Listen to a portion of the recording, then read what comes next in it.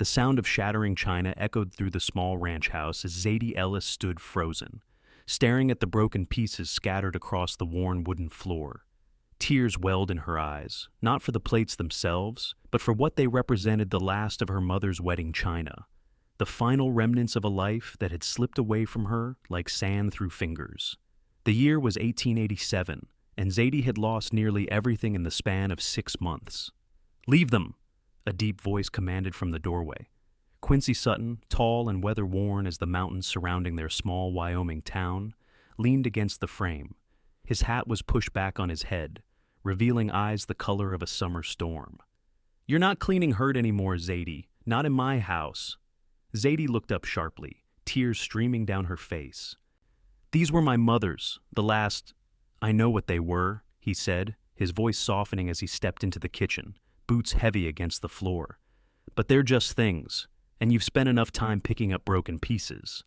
The ranch had been Quincy's for nearly 10 years, a spread modest enough for one man to manage with occasional help.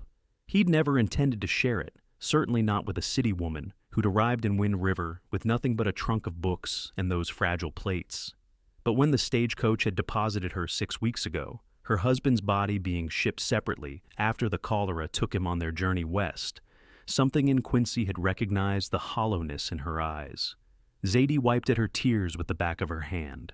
"I'm sorry for the mess. I'll clean it up and be out of your hair." "That's not what I meant." Quincy crouched down beside her, careful to avoid the shards. His hands, rough from years of rope and reins, hovered uncertainly before he reached out to still her trembling ones. "I meant, you don't need to clean up every mess yourself anymore. Not every broken thing needs fixing by your hands alone." Their eyes met, and for a moment, the kitchen was still, except for the late afternoon light filtering through the gingham curtains, painting stripes across the floor and their intertwined hands. "I don't know any other way to be," Zadie whispered. Quincy nodded slowly. "I reckon that's something we might learn together." That evening, Zadie sat on the front porch, watching as the last light faded from the mountains. The air was cool, carrying the scent of pine and sage.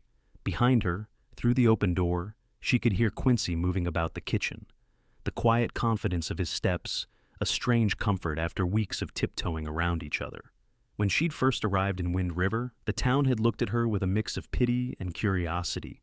A widow before she'd even had a chance to be a wife, really. She and Thomas had been married just 3 months when he'd decided they should seek their fortune in Wyoming territory. He'd had dreams of a legal practice, servicing the growing communities.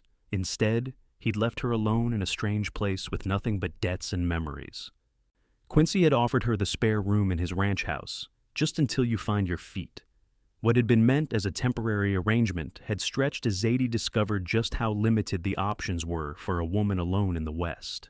She'd tried to earn her keep cooking, mending, keeping the house in order. At first, it had been merely a transaction, a way to repay his kindness. But somewhere along the way, she'd begun to notice things about him. The way he spoke softly to his horses, how he always removed his hat when entering the house, the books on his shelves ranging from practical manuals to poetry. "Thought you might want some coffee," Quincy said, stepping onto the porch and offering her a steaming mug. She accepted it gratefully. "Thank you for everything." He settled into the chair beside her. "No need for thanks between friends. Is that what we are? Friends?" His lips quirked upward. "I hope so. Unless you've got another word for 2 people sharing meals and a roof and stories."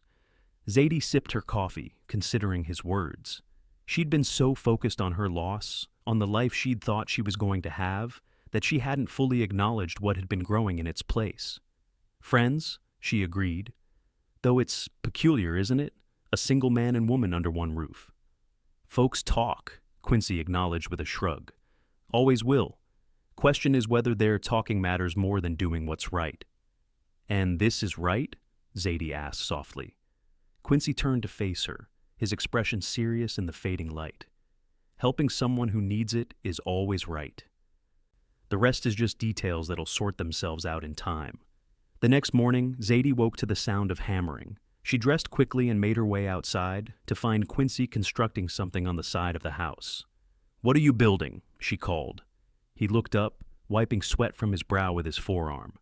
"Thought you might like a garden. Noticed you eyeing Mrs. Peterson's vegetables at church last Sunday. Zadie approached the partially built raised bed. You're building this for me? Well, for us, I suppose. Unless you're planning on eating all the vegetables yourself, he said with a smile. She ran her hand along the rough-hewn wood. I've never had a garden. In Philadelphia, we lived in a townhouse. No yard to speak of. No better time to learn than now. Soil's good here if you work it right. He handed her a nail. Want to help? By midday, they'd completed the frame and filled it with rich soil from the creek bed. Quincy rode into town afterward, returning with packets of seeds and young plants from the mercantile. Mrs. Peterson says these will do well, even this late in the season, he explained as they knelt together in the dirt, planting rows of carrots, radishes, and lettuce. Zadie found an unexpected peace in the simple act of creating something new. Her hands, once soft and meant only for playing piano and turning pages of books, had grown calloused in recent weeks. Now they pressed seeds into the dark earth with purpose. My husband would hardly recognize me, she remarked, sitting back on her heels. Quincy glanced at her. How's that? Thomas wanted a society wife. Someone to host dinners and impress clients. She looked down at her soil-stained hands. Not someone who plants vegetables and cooks over a wood stove. Seems to me, Quincy said carefully, that adaptability is a greater strength than maintaining appearances. Zadie considered his words. Perhaps. Though I wonder sometimes if I'm betraying who I was supposed to be by finding contentment in this life. Quincy was silent for a long moment. The way I see it, life doesn't much care about supposed to. It just is. And we either bend with it or break. Their eyes met across the newly planted garden, and Zadie felt something stir within her. Not the desperate grief that had been her constant companion, but something warmer, more hopeful. That evening, as they sat at the kitchen table, sharing a simple meal of rabbit stew, Quincy cleared his throat. Town dance is coming up next Saturday. Thought you might like to go. Zadie paused, her spoon halfway to her mouth. I haven't been to a social event since... I know, Quincy said gently. But might be good to meet more folks, get to know the community better. She set her spoon down, suddenly conscious of how isolated she'd been, hiding away at the ranch, nursing her wounds. Would we go as... friends? Quincy's eyes crinkled at the corners. I reckon that's a fine way to start. The week leading up to the dance passed in a flurry of activity. Zadie took out her one good dress, a deep blue silk that had been packed away since her arrival, and discovered it needed significant alterations. She'd lost weight during her grief, her once fitted bodice now hanging loose. She sat on the edge of her bed, the fabric pooling in her lap, and felt tears threatening again. The dress, like so much else, belonged to a different life, a different woman. A knock at her door startled her. Zadie, Mrs. Henderson's here to see you, Quincy called. Curious, Zadie quickly wiped her eyes and went to the front room, where the wife of the town's blacksmith waited, a basket in her arms. Thought you might need something for the dance, Mrs. Henderson said, without preamble. Heard from Quincy you might be attending. Zadie glanced at Quincy, who had the grace to look slightly embarrassed. I might have mentioned it when picking up shoes for the sorrel. Mrs. Henderson opened her basket to reveal several lengths of fabric and a small sewing kit. My Lily's about your size. She left behind some pieces when she married and moved to Denver. Thought we might fashion something if you're willing. For the next few days, Mrs. Henderson visited each afternoon, helping Zadie transform a length of emerald green cotton into a simple but elegant dress. As they worked, the older woman shared stories of her 30 years in Wind River, how she'd arrived as a bride, buried 3 children during a scarlet fever outbreak, and helped build the town's first schoolhouse. You're not the first woman to start over here, Mrs. Henderson said, as they finished the final stitches. Won't be the last either. This land requires it of us, time and again. On the evening of the dance, Zadie stood before the small mirror in her room, hardly recognizing herself. The green dress complemented her auburn hair, which she'd arranged in a simple updo with a ribbon Mrs. Henderson had insisted she keep. Her cheeks held color that had been absent for months, and her eyes, always her best feature, Thomas had said, sparkled with anticipation. When she emerged from her room, Quincy was waiting by the door. He'd traded his usual work clothes for a clean shirt and vest, his dark hair slicked back with water. He stared at her for a long moment before remembering to close his mouth. "You look different," he managed. Zadie smiled, the expression feeling strange but welcome on her face. "Is different good?" "Different is beautiful," he said simply, offering his arm. The town hall was transformed for the occasion, lanterns hanging from the rafters and wildflowers decorating every available surface. A small band played in the corner, fiddle, banjo, and piano, creating a lively tune that had several couples already dancing. Zadie felt eyes on her as they entered, the whispers following them across the room. She tightened her grip on Quincy's arm. "Folks are just surprised to see you out," he murmured. "It'll pass." Sheriff Daniels approached them, his wife in tow. "Sutton, good to see you made it. And Mrs. Ellis, a pleasure to have you join us." The introductions continued as more townspeople came to greet them. Zadie found herself welcomed with a warmth she hadn't expected, particularly by the women who seemed genuinely pleased to see a new face among them. When the band struck up a waltz, Quincy turned to her. "May I have this dance?" Zadie hesitated. "I haven't danced since—" "I know," he said, extending his hand, "but tonight seems like a good time to remember how." His hand was steady at her waist as he guided her around the floor. He wasn't a polished dancer, but his movements were confident, his lead easy to follow.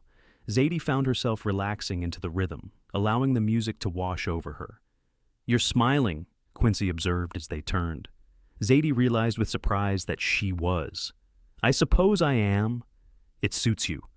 As the evening progressed, Zadie danced with several of the town's men, the banker, the doctor, even young Mr. Peterson, who stepped on her toes twice, but apologized so profusely she couldn't help but laugh.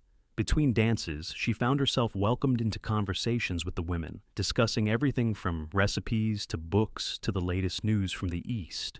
During a break in the music, she stepped outside for a breath of fresh air.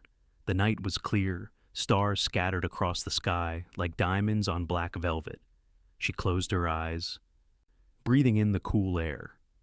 "Too much socializing?" Quincy's voice came from behind her. She turned to find him leaning against the wall, hat back on his head. "Not too much, just more than I'm used to lately." He nodded, understanding in his eyes. "We can head back whenever you're ready." "Not yet," she said, surprising herself. "I'm enjoying myself." Quincy smiled, the expression transforming his usually serious face. "Good. That was the idea." They stood in companionable silence, listening to the music drifting from inside. The band started a slower tune, the notes hanging in the air between them. "One more dance?" Quincy asked, holding out his hand. This time, Zadie didn't hesitate. Under the starlight, with no one watching, she moved into his arms. They swayed together, not quite dancing, not quite standing still. The space between them seemed charged with something Zadie hadn't felt in a very long time possibility. The ride back to the ranch was quiet, both lost in their own thoughts. As Quincy helped her down from the wagon, his hands lingered at her waist a moment longer than necessary. "Thank you for tonight," Zadie said softly, "for encouraging me to go." "Thank you for being brave enough to say yes," he replied. That night, lying in bed, Zadie thought about the months since Thomas's death. She'd been existing, not living, going through motions, fulfilling obligations. Tonight, for the first time, she'd felt present in her own life again, and it frightened her as much as it exhilarated her. The next morning, Zadie was up before dawn. She made coffee and biscuits, then slipped outside to check on her garden. The first tiny shoots were pushing through the soil, tangible evidence of new beginnings. She was crouched beside the raised bed when Quincy emerged from the barn. "You're up early," he called, crossing the yard to join her. She pointed to the delicate green stems. "Look, they're growing already." Quincy knelt beside her, his shoulder brushing hers. Strong little things, determined to make their way in the world. Zadie glanced at him, catching his meaning. "I'm trying, Quincy." "I know you are. That's what matters." As summer progressed into fall, Zadie's garden flourished, providing vegetables for their table and extras to share with neighbors. She'd begun helping at the town's small library 2 days a week, cataloging books and reading to the children. The widow, Mrs. Ellis, was slowly becoming a part of Wind River. and Wind River was becoming a part of her.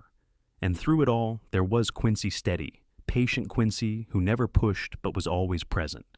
They'd fallen into a comfortable routine, sharing meals and evenings on the porch, occasional rides across his property.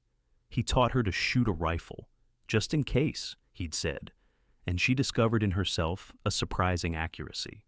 In return, she read to him from her favorite books in the evenings, introducing him to Dickens and Austen and Shakespeare.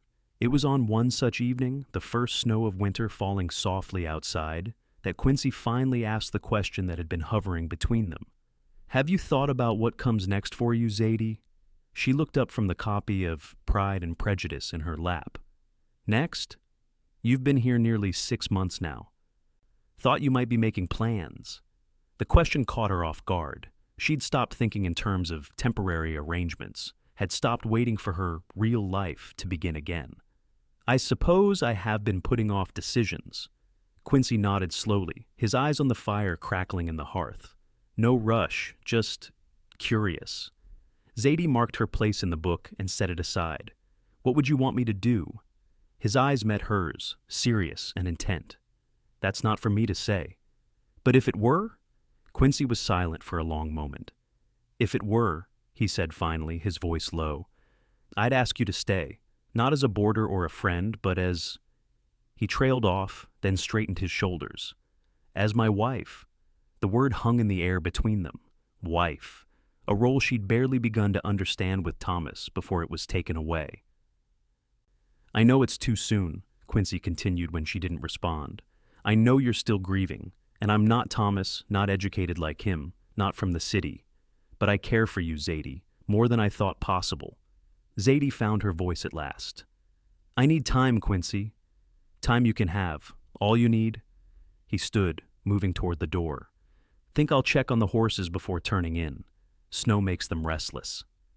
After he left, Zadie sat staring into the fire, her mind racing.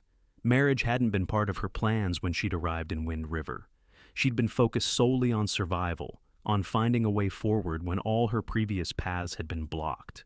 But somewhere in the midst of building a life day by day, she'd begun to imagine a future here, not just existing, but living, growing, perhaps even loving again.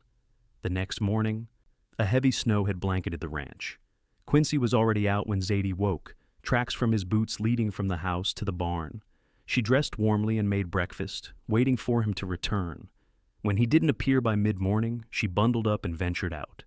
The cold air bit at her cheeks as she followed his tracks through the snow.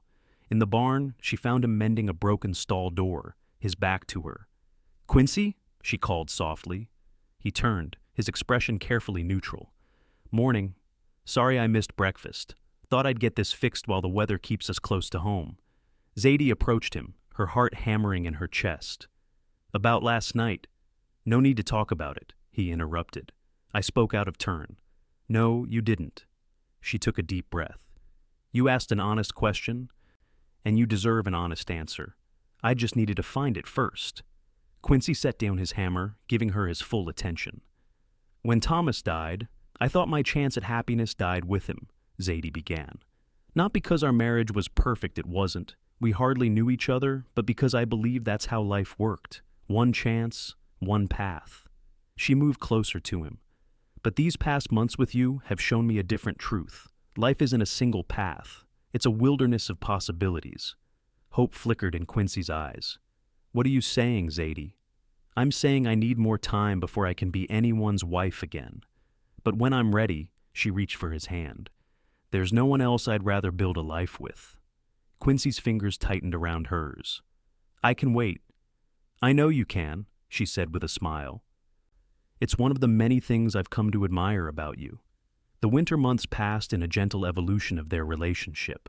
Where before there had been careful distance, now there were casual touches his hand at the small of her back as they walked, her fingers brushing his when passing a cup of coffee. They spoke more openly about the future, making plans for spring planting and improvements to the ranch house. By February, Zadie had moved her few possessions from the spare room to Quincy's larger bedroom at the back of the house. They weren't married yet. That would come in the spring, they'd decided, but they no longer pretended to be merely friends sharing a home. It was in March, as the first hints of green began to appear in the landscape, that Zadie received a letter that would test their newfound happiness. It arrived with the weekly mail delivery, addressed in a handwriting she recognized immediately. "It's from my sister-in-law," she told Quincy that evening as they sat before the fire. "Thomas's sister, Violet." Quincy nodded, waiting as she opened the envelope with trembling fingers. Zadie read silently, her expression growing more troubled with each line. "What is it?" Quincy finally asked. Zadie lowered the letter. "She's coming to Wind River, says she wants to check on me and help me sort through Thomas's affairs. That seems neighborly. It would be, if that were her true purpose." Zadie stood, pacing the small room. "Violet never approved of me. She thought Thomas married beneath him. My family had money once, but lost it when I was young. She made our engagement miserable with her comments and criticisms.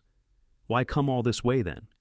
"Because," Zadie said grimly, "according to this letter, Thomas left investments that are finally paying off. Investments that, as his widow, would belong to me." Quincy frowned. "Do you think she means to challenge your claim?" "I think Violet never does anything without calculating the benefit to herself." Zadie turned to face him. "And I think she'll be horrified to find me living here, with you, unmarried." The stagecoach carrying Violet Ellis arrived 2 weeks later. Zadie waited at the station, Quincy by her side, both dressed in their Sunday best. When Violet descended tall, elegant, in a traveling suit that must have cost more than Zadie had seen in months, her disdain was immediate and obvious. "Zadie, darling," she said, air kissing her cheek. "How rustic you look." "Travel agrees with you, Violet," Zadie replied evenly. "This is Quincy Sutton, my—" She hesitated. "Fiancé," Quincy supplied, extending his hand. Violet's eyebrows rose as she offered her gloved hand limply. "Fiancé? My, we have been busy, haven't we? Poor Thomas barely cold in his grave." "Thomas has been gone nearly a year," Zadie said quietly, "and he would want me to find happiness." "Would he?" Violet's smile was sharp. "How convenient that you found it with a man who owns property. Always the practical one, weren't you, Zadie?" Quincy cleared his throat. "We should get your bags to the hotel, Miss Ellis. The afternoon stage will be arriving soon." Violet looked between them. "Hotel?" "I assumed I'd be staying with my dear sister-in-law." "Our home is small," Quincy said firmly, "and some distance from town. The hotel will be more comfortable for you." After settling Violet at the Wind River Hotel, the town's only such establishment, modest but clean, they arranged to meet for dinner at the restaurant next door. As they walked back to where they'd left their wagon, Zadie let out a long breath. "That was just the opening salvo," she warned. "Violet will have more to say once she's settled." Quincy took her hand. "Let her say what she wants. We know the truth of things between us." But by the time they returned for dinner, word of Violet's arrival and her apparent disapproval of Zadie's arrangement with Quincy had spread through town.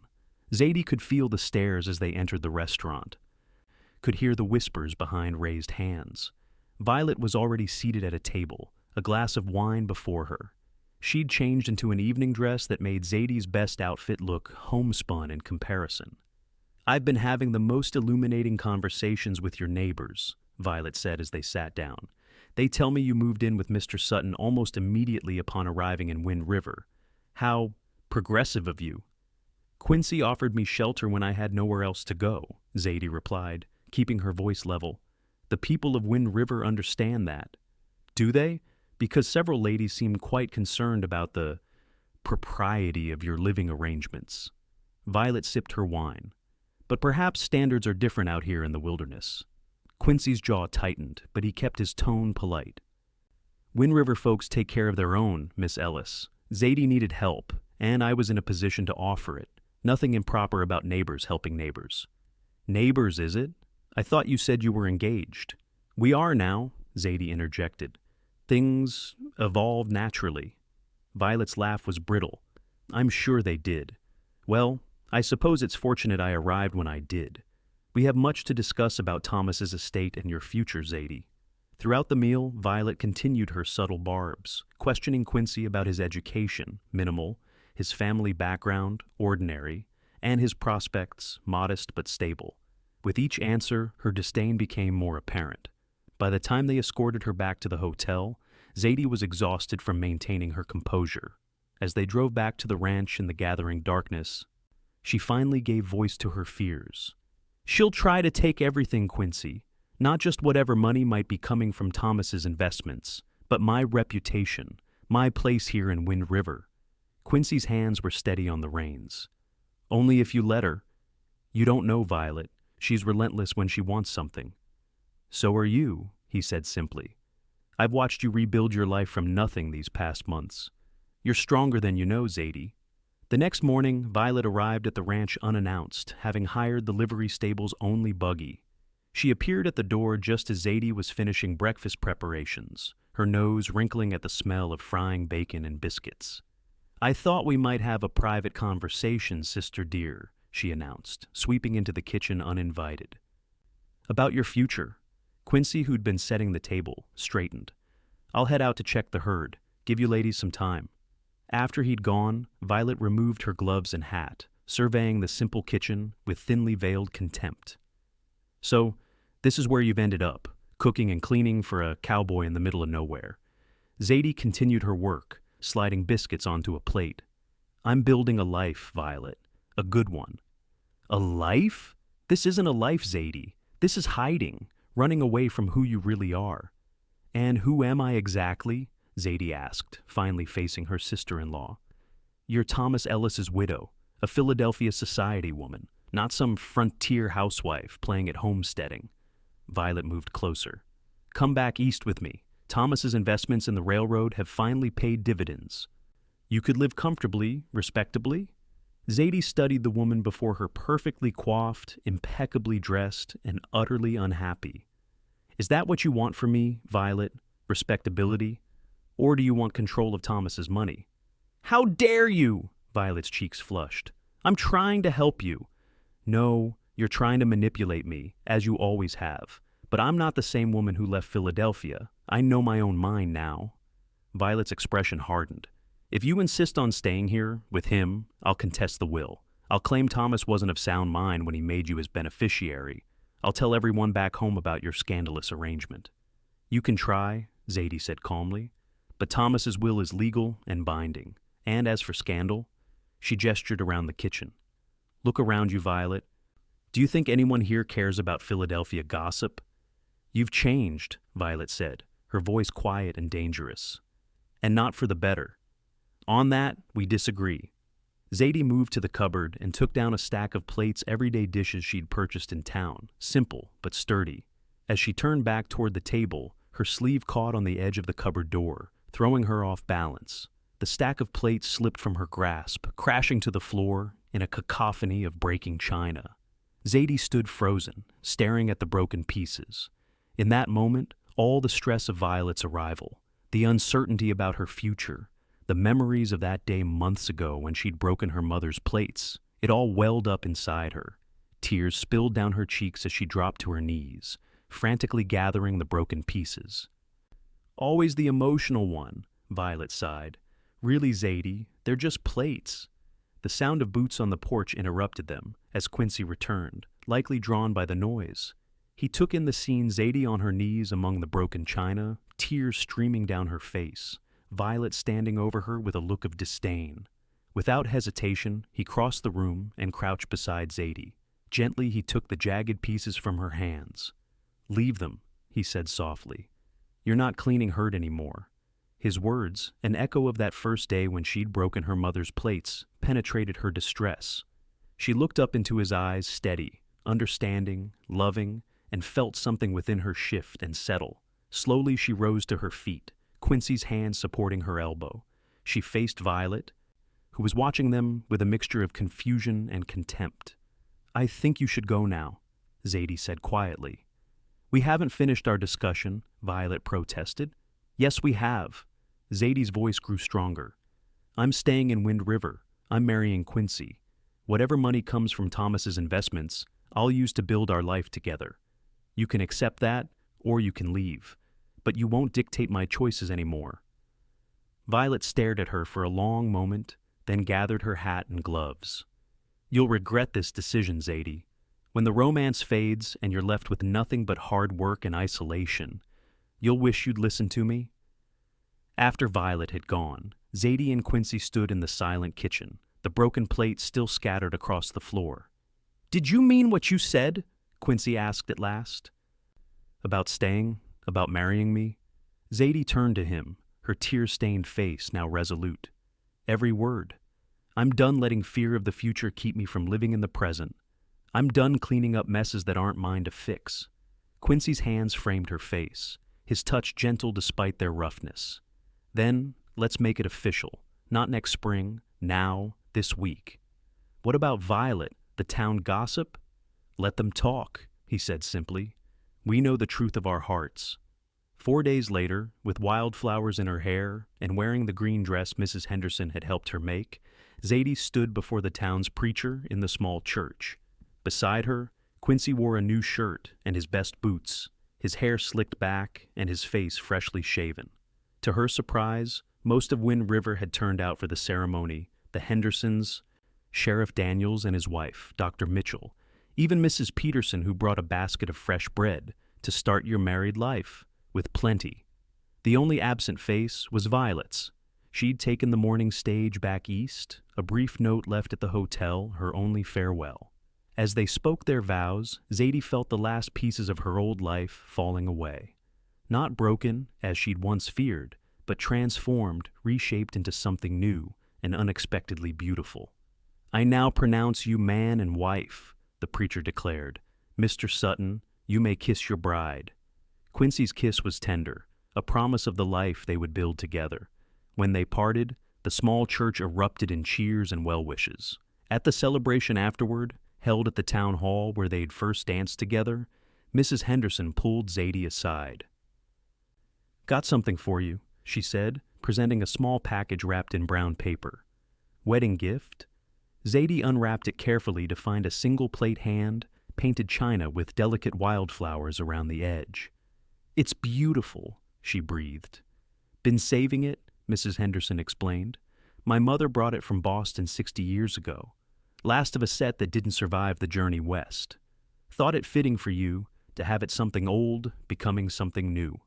Tears welled in Zadie's eyes, but these were different from the ones she'd shed over broken china. These were tears of gratitude, of belonging, of hope. "Thank you," she whispered, hugging the older woman, "for everything." Later, as they drove back to the ranch, their ranch now, truly Zadie held the plate carefully in her lap.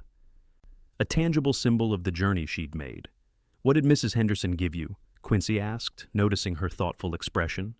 Zadie showed him the plate. A reminder that broken things can lead to new beginnings. He smiled, understanding in his eyes. "Reckon that's true of people too." "Yes," Zadie agreed, leaning against his shoulder as the setting sun painted the Wyoming landscape in gold, especially of people. 10 years later, Zadie stood in the kitchen of the expanded ranch house, watching through the window, as Quincy taught their 8-year-old son, Thomas, how to saddle his pony. Their 6-year-old daughter, Hope, sat on the fence, her dark braids catching the summer sunlight as she cheered her brother on. The garden Quincy had built that first summer now covered a large area beside the house, providing vegetables for their family and extras to share or preserve for winter. Fruit trees, planted during their second year of marriage, were now bearing abundantly. The ranch had prospered under their joint care, expanding to include more cattle and horses. Inside, the house reflected their shared life, Quincy's practical nature and Zadie's love of beauty existing in harmony. Books filled shelves that Quincy had built. Quilts Zadie had learned to make from Mrs. Henderson brightened the beds. And in a special place on the mantel sat Mrs. Henderson's plate, now joined by others they'd collected over the years. Not a matching set, but a gathering of pieces that told their story. The town of Wind River had grown too. The railroad had finally reached them 3 years ago, bringing new settlers and opportunities. Zadie now ran the town's proper library, housed in a small building Quincy had helped construct. The dividends from Thomas's investments had indeed materialized, providing enough capital for them to expand the ranch and contribute to the town's development. As Zadie watched her family in the yard, she thought about the journey that had brought her here, from a grieving widow breaking her mother's plates to a woman surrounded by love and purpose. She thought of Violet, who still wrote occasionally, her letters always containing some veiled suggestion that Zadie could come home any time. But Wind River was home now, in a way Philadelphia had never been. The screen door creaked as Hope burst into the kitchen. "Mama, Papa says to tell you we're ready for the picnic." Zadie smiled, gathering up the basket she'd prepared. "Tell him we're coming right out." As she joined her family in the yard, Quincy's arm slipping around her waist as naturally as breathing, Zadie felt a profound sense of rightness.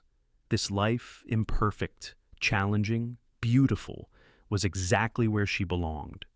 "What are you thinking?" Quincy asked, noticing her expression as the children ran ahead toward the creek where they planned to picnic. "I'm thinking," Zadie replied, "about broken plates and new beginnings, about how sometimes what looks like an ending is really just the first page of a better story." Quincy's eyes, still that same stormy blue that had first caught her attention years ago, crinkled at the corners as he smiled. "Like our story?" "Exactly like our story," Zadie agreed, rising on tiptoe to kiss him. "And I wouldn't change a single word."